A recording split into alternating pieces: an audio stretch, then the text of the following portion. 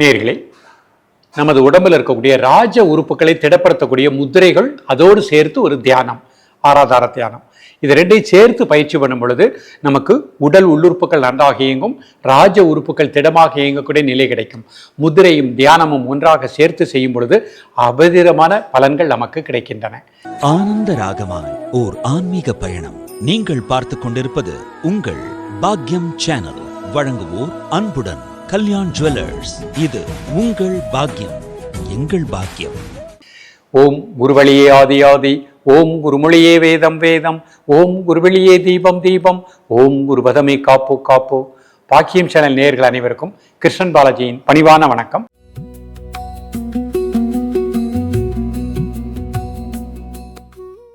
நேயர்களே, நமது உறுப்புகள் அனைத்துமே மிக அற்புதமான முக்கியமான ஒன்று. அதில் ராஜ உறுப்புகள் அப்படிங்கும் பொழுது சிறுநீரகம், சிறுநீரகப்பை, இது திடமாக இயங்கணும். இந்த உறுப்புகள் திடமாக இயங்க செய்யக்கூடிய ஒரு முத்திரைகள், அதோடு சேர்ந்து மூலாதார தியானம், இந்த இரண்டையும் சேர்த்து பயிற்சி பண்ணும் பொழுது நமக்கு மிக எளிமையான பயிற்சியின் மூலமாகவே அந்த உறுப்புகள் நன்றாக இயங்கும். பொதுவாக நமக்கு சிறுநீரகப்பை அதனுடைய இயக்கம் குறைந்து கொண்டே வரும் பொழுது பலவிதமான பிரச்சனைகள், அது எப்படி நம்ம உணர்கிறோம்? ஒரு மந்தமாக இருக்கும், சோம்பலாக இருக்கும், அடிக்கடி ஃபீவர் வரும், கால் பாத வீக்கம் ஏற்படும், நடக்க முடியாது, வயிறு உப்பிசமாக இருக்கும், பசியின்மை இருக்கும், எப்பொழுதும் படுத்துக்கொள்ளலாம் அப்படிங்கிற எண்ணம் இருக்கும். இந்த மாதிரி நிலைகள் மாறும் பொழுது நமக்கு சிறுநீரகம், சிறுநீரக பைக்கு நல்ல பிராண ஆற்றல் கிடைக்கலன்னு அர்த்தம். அப்போ அதை திடப்படுத்தக்கூடிய முத்திரைகள் மட்டும் இல்லாமல் முத்திரையோடு சேர்த்து அந்த மூலாதார தியானத்தையும் பயிற்சி பண்ணும் பொழுது யோகாசனங்கள் செய்யாமலேயே இந்த யோக பயிற்சியின் மூலமாகவே நமக்கு சிறுநீரகம், சிறுநீரகப்பை நன்றாக இயங்கும். பொதுவாகவே பய உணர்வு ஏற்படும் பொழுது நமக்கு சிறுநீரக பாதிப்பு ஏற்படுகின்றது.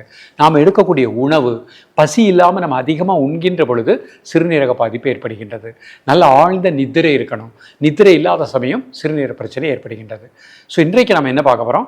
சிறுநீரகத்தை திடப்படுத்தக்கூடிய முத்திரைகள், அதோடு சேர்த்து ஒரு தியான பயிற்சி. இது நீங்கள் செஞ்சுக்கிட்டே வாங்க, மனம் சார்ந்த பிரச்சனையும் சரியாயிரும். அதோடு சேர்த்து உணவிலும் ஒழுக்கத்தை ஏற்படுத்தி கொள்ளுங்கள். பசிக்கும் பொழுது பசி எறிந்து சாப்பிடுங்க. காலை 8 to 8:30 சாப்பிட்ருங்க. மதியம் 12 to 1:30 மணிக்குள்ளே சாப்பிட்ருங்க. இரவு 7 மணிக்குள்ளே அரைவேறு சாப்பாடு, கால்வேறு வாட்டர், கால்வேறு காற்று செல்வதற்கு இடம் இருக்கட்டும். முடிந்த அளவு அதிக கீரை வகைகள், பழ வகைகள் உணவில் அதிகமாக எடுத்துக்கொள்ளுங்கள். இப்பொழுது இதனுடைய செயல்முறை விளக்கத்தை தெளிவாக காண்போம்.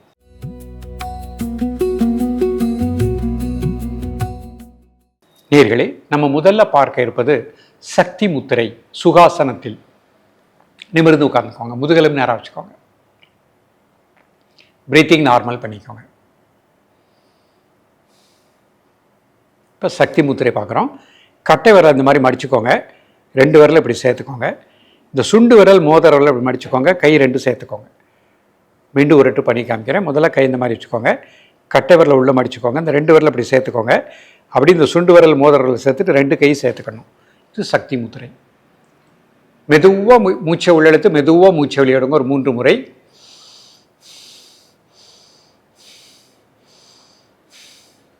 Normal breathing.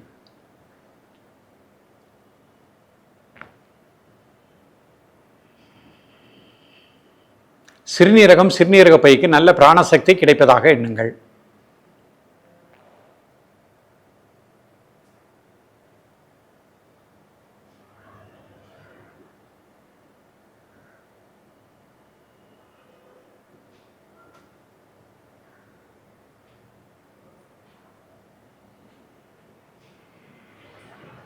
காலை, மதிய, மாலை 3 வேளையும் சாப்பிடுவதற்கு முன்பாக 2 நிமிடங்கள். உடல் ஆடாமல் அசையாமல் இருக்கட்டும், ஒரு மனம் மூச்சில் இருக்கட்டும். நமது உணர்வு இந்த முத்திரையின் மூலமாக சிறுநீரகம், சிறுநீரக பைக்கு நல்ல பிராணாற்றலை பெற்றுக் கொண்டிருக்கின்றேன். ரிலாக்ஸ் பண்ணிக்கோங்க.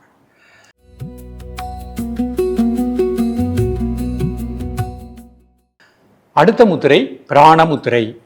மோதிர விரல், சுண்டு விரல் அதனோட மையத்தில் பெருவிரல் வச்சுக்கோங்க. மெதுவாக மூச்சை உள்ளெழுத்து மெதுவாக மூச்சை வெளியிடுங்க ஒரு 3 முறை. Normal breathing. காலை, மதிய, மாலை 3 வேளையும் சாப்பிடுவதற்கு முன்பாக 2 நிமிடங்கள்.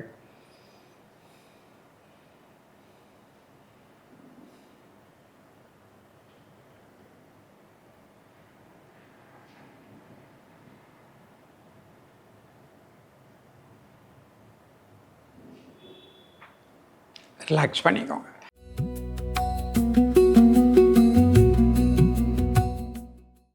அடுத்த முத்திரை வருண முத்திரை. சுண்டு விரல் பெருவிரல் நுனி. மெதுவாக மூச்சை உள்ளெழுத்து மெதுவாக மூச்சை வெளியிடுங்க ஒரு 3 முறை. Normal breathing. காலை மதிய மாலை 3 வேளையும் சாப்பிடுவதற்கு முன்பாக 2 நிமிடங்கள்.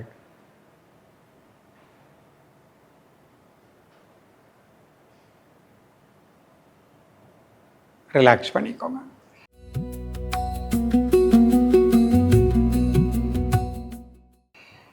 இது முடித்த உடனே நம்ம சிறுநீரகத்தை திடப்படுத்தக்கூடிய சின்முத்திரையில் ஒரு மூலாதார தியானம் பயிற்சி பண்ண போகிறோம். நிமிர்ந்து உட்காந்துக்கோங்க.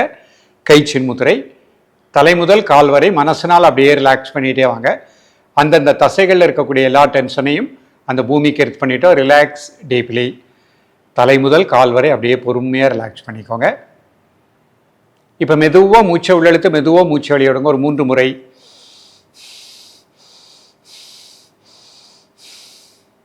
இப்போ உங்கள் மனசு அப்படியே முதுகுத்தண்டருடைய கடைசி பகுதி, கீழ்ப்பகுதி, உள்பகுதி, மூலாதார மையம், அந்த பகுதி முழுக்க நல்ல பிராணசக்தி கிடைப்பதாக எண்ணுங்கள்.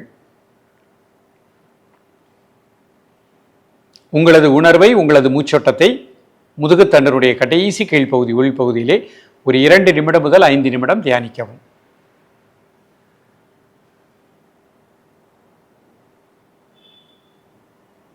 நல்ல பிராணசக்தி அந்த பகுதி முழுக்க கிடைப்பதாக எண்ணுங்கள்.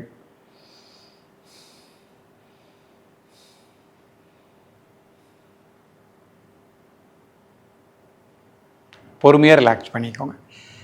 நேயர்களே, இன்றைக்கு பார்த்த அந்த மூலாதார தியானம், ஏற்கனவே பார்த்த அந்த 3 முத்திரைகள், இதை நிறைய நபர்களுக்கு, வயதானவர்களுக்கு இரவு அடிக்கடி யூரின் போகக்கூடிய நிலை ஏற்படும். அதே மாதிரி சுகர் உள்ளவங்களுக்கும் அடிக்கடி சிறுநீர் செல்லக்கூடிய நிலை ஏற்படும். இன்றைக்கு பார்த்த அந்த பயிற்சியை நம்பிக்கையோடு பயிற்சி பண்ணுங்கள்.